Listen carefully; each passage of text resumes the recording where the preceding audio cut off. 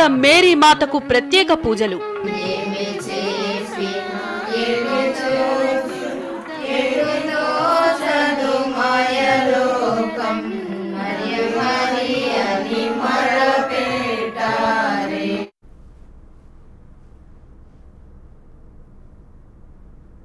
అవును, ఎలా సాధ్యం? ఒక విగ్రహం వెంట కన్నీరు రావటం ఎలా సాధ్యం? మేరీమాత అక్కడికి వచ్చిందా? భక్తులతో తన బాధను పంచుకోవాలనుకుంటోందా? అందుకే రక్తాన్ని తన కన్నీరుగా కారుస్తోందా? ఒక్క కన్ను కాదు, 2 కళ్ళ నుంచి కారుతున్న రక్తాన్ని చూసి అక్కడి భక్తులు ఆశ్చర్యపోయారు. మేరీ మమ్మల్ని కరుణించావా అంటూ ఆమెకు పూజలు చేస్తున్నారు. అసలు అక్కడ ఏం జరుగుతోంది?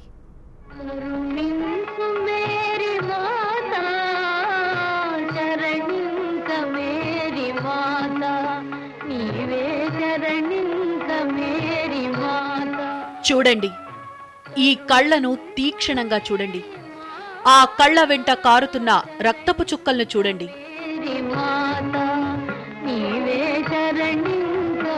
అవును, ఈ 2 కళ్ళను చూడ్డానికే జనం తరలిస్తున్నారు. ఈ కళ్ళను దర్శిస్తే తమ పాపాలు తుడిచిపెట్టుకుపోతాయని బలంగా నమ్ముతున్నారు. అమ్మా, నీకు కన్నీళ్లెందుకని కొందరు బోరున విలపిస్తున్నారు. ఇంతకీ ఈ సీన్ ఎక్కడిదో తెలుసా? వరంగల్ అర్బన్ జిల్లా ఐనవోలు మండలం సింగారం శివారులో ఉన్న గుంటూరు పల్లెలుంది. లూర్తో మాత చర్చిలో ఉన్న విగ్రహం కళ్ల నుంచి ఎర్రటి ద్రవం కారుతోందని గుర్తించాడు ఇక్కడి ఫాదర్. ఆ విషయాన్ని ఇన్ఛార్జి బిషప్ జోసెఫ్కు చెప్పాడు. ఆయనే ఇది మామూలు ద్రవం కాదు, మేరీ మాత రక్త కన్నీరని చెప్పారు. ఇది తెలుసుకున్న భక్తులు భారీ ఎత్తున తరలిస్తున్నారు. ఈ ప్రజలందరూ కూడా స్వార్థంతో పోతున్నారు, డబ్బే కావాలనుకుంటున్నారు, మనసు సంబంధాలు తెక్కుంచుకుంటున్నారు. ముఖ్యంగా దేవుడు అంటే భయం లేకుండా పోతుంది. ఇవన్నిటి కూడా తలంచుకొని మరియ తల్లి గట్టిగా ఈ యొక్క భూలోకానికి వచ్చింది. చెప్పాలంటే యావే దేవుని యొక్క అనుమతితో ఈ యొక్క లోకాన్నంతటి కూడా పావనపరచడానికి, లోకాన్నంతటి కూడా నూతనపరచడానికి గట్టిగా ఈ యొక్క భూలోకానికి వచ్చింది. ఈ ప్రాంతాన్ని ఎంచుకోవడం అనేది మాకు చాలా గర్వకారణం. చుట్టుపక్కల గ్రామాల ప్రజలే కాదు, చుట్టుపక్కల జిల్లా ప్రజలు కూడా ఇక్కడికి క్యూ కట్టారు. లోకల్లో పెరిగిన పాపాలను కడిగేందుకే మేరీమాత ఇక్కడికి వచ్చిందని అంటున్నారు ఇక్కడి జనం. ఆమె కారుస్తున్న రక్త కన్నీరు ఈ లోకానికి మంచిది కాదని కూడా అంటున్నారు. చెడు ఉద్దేశం, చెడు పాపం కట్టుకునే ఒక స్థితిలో ఉన్నప్పుడు నన్ను ఎవరు వెంట నుండి తట్టారు. నేను చేస్తున్నది తప్పు, వెళ్ళు, ఆ వాక్యం విని నేను రావడానికి సిద్ధపడి నా తల్లి నన్ను, ఎందుకంటే ఇక్కడ పాపం విస్తారంగా ఉంది. దాని క్షమాపణ, దయా, జాలి అనేది లేకుండా ఎవరికి ఎవరు పట్టించుకోకుండా స్థితిలో ఉన్నారు. దేవుని ప్రేమ తెలుసుకుంటూ లేకుండా ఎంతసేపు ఉన్నా ధనాపేక్షతో మనసుని ఆత్మలని చంపుకుంటున్నారు. కాబట్టి వాక్యము చెప్పమని నా తల్లి చెప్పారు, వాక్యము చెప్తున్నాను. దేవుని దయ వల్ల మేరీ మాత కూడా నాతో మాట్లాడుతుంది. వీరందరి ముందున్న ప్రశ్న ఒక్కటే, మేరీ మాత ఎందుకు ఏడుస్తుందన్నది. అయితే ఆ ప్రశ్నకు సమాధానం తమ దగ్గరుందని చెప్పేవారు కూడా ఉన్నారు. లోకల్లో పెరిగిపోతున్న పాపాలను తుడిచిపెట్టేందుకు వచ్చారని, తనను దర్శించి పూజలు చేసిన వారి పాపాలు హరిస్తానని తమతో చెప్పిందని కూడా అంటున్నారు.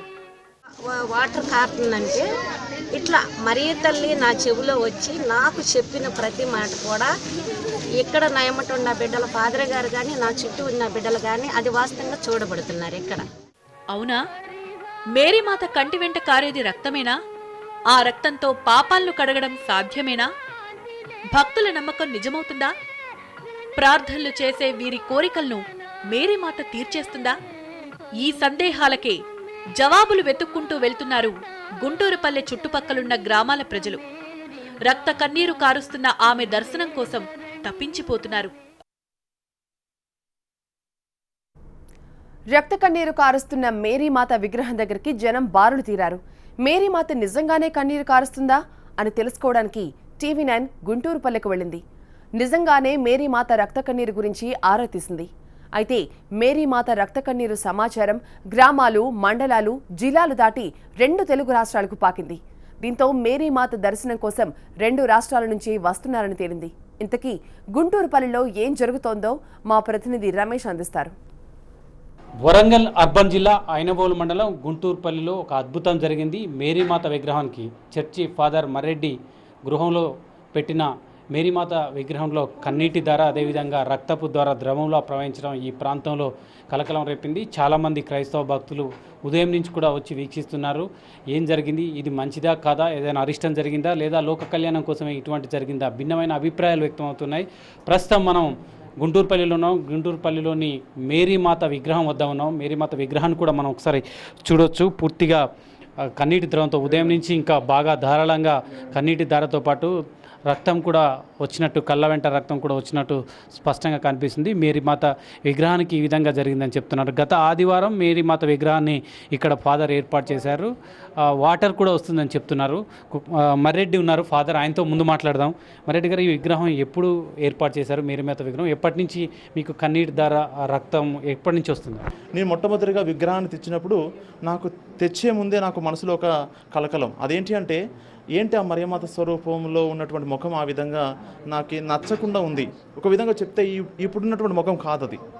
నాకే నచ్చలేదు అసలు. అంతగా నాకు నచ్చినటువంటి ముఖము ఇప్పుడు రోజు రోజుకి స్థాపించినప్పటి నుంచి ఇప్పటి వరకు కూడా రోజు రోజుకి తన రూపాన్ని మార్చుకుంటుంది, సరి చేసుకుంటుంది.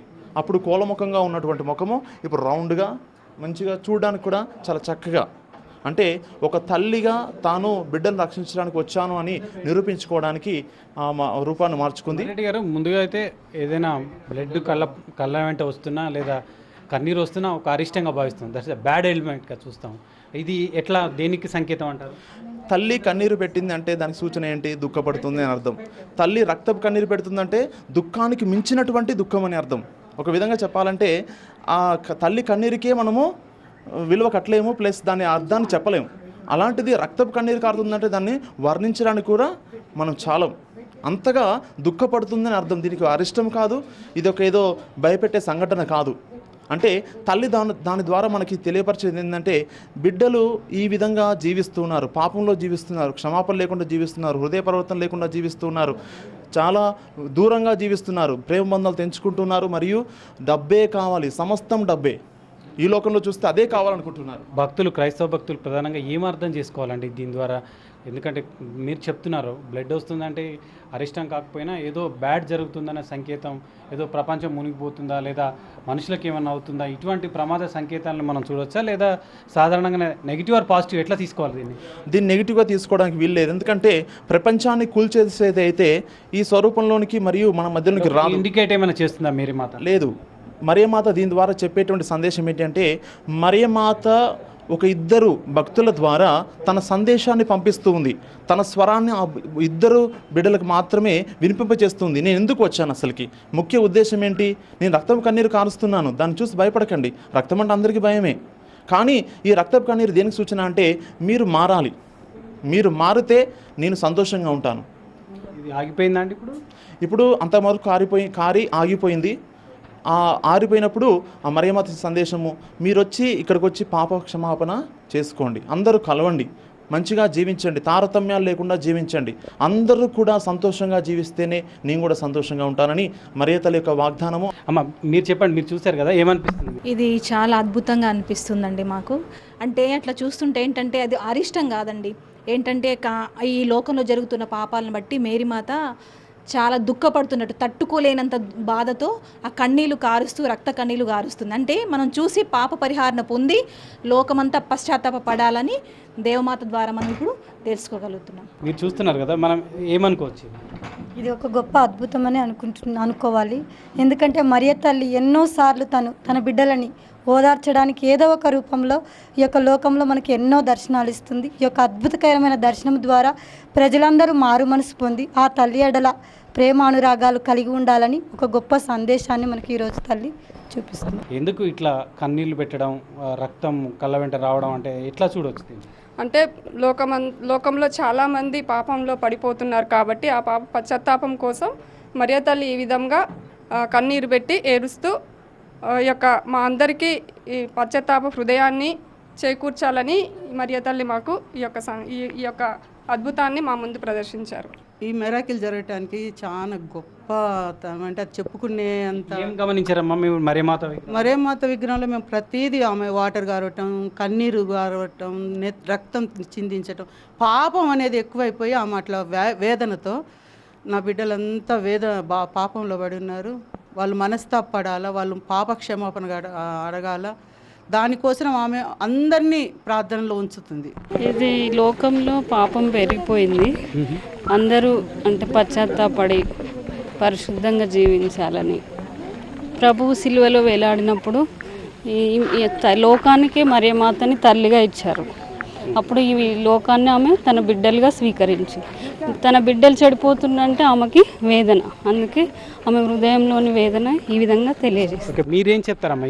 ఏం జరుగుతుంది అనుకోవచ్చు? ఏం చేస్తే లోకంలో పాపం ఎక్కువైంది. దేవుని యొక్క వరాలను మనకు కావాలంటే, దేవుని వరప్రసాదం కావాలంటే మన ప్రార్థన, మన కన్న తల్లిదండ్రులను మనం చూసుకుంటున్నామా? ఎంతోమంది ఎంతో విధంగా వాళ్ళు కష్టపడి చేసి ఇది చేసిన వాళ్ళని తల్లి దుఃఖిస్తుంది ఈ విధంగా. చూడొచ్చు, మరియా తల్లి వాగ్దానాలను కూడా ఇక్కడ ఏర్పాటు చేశారు.